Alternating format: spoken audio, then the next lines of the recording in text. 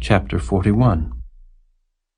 Canst thou draw out Leviathan with an hook, or his tongue with a cord which thou lettest down? Canst thou put an hook into his nose, or bore his jaw through with a thorn? Will he make many supplications unto thee? Will he speak soft words unto thee? Will he make a covenant with thee? Wilt thou take him for a servant forever? Wilt thou play with him as with a bird, or wilt thou bind him for thy maidens? Shall the companions make a banquet of him? Shall they part him among the merchants? Canst thou fill his skin with barbed irons, or his head with fish spears? Lay thine hand upon him, remember the battle, do no more. Behold, the hope of him is in vain. Shall not one be cast down even at the sight of him?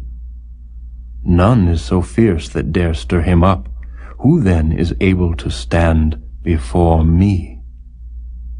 Who hath prevented me that I should repay him? Whatsoever is under the whole heaven is mine. I will not conceal his parts, nor his power, nor his comely proportion. Who can discover the face of his garment, or who can come to him with his double bridle? Who can open the doors of his face? His teeth are terrible round about. His scales are his pride, shut up together as with a close seal. One is so near to another that no air can come between them. They are joined one to another. They stick together that they cannot be sundered. By his neesings a light doth shine, and his eyes are like the eyelids of the morning. Out of his mouth go burning lamps, and sparks of fire leap out. Out of his nostrils goeth smoke, as out of a seething pot or cauldron. His breath kindleth coals, and a flame goeth out of his mouth. In his neck remaineth strength, and sorrow is turned into joy before him. The flakes of his flesh are joined together. They are firm in themselves.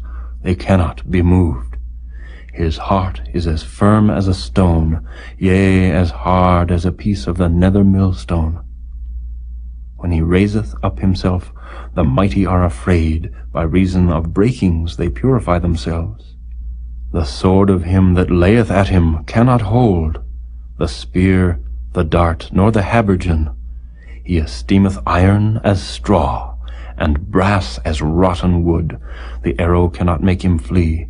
Sling stones are turned with him into stubble. Darts are counted as stubble. He laugheth at the shaking of a spear. Sharp stones are under him. He spreadeth sharp pointed things upon the mire. He maketh the deep to boil like a pot. He maketh the sea like a pot of ointment.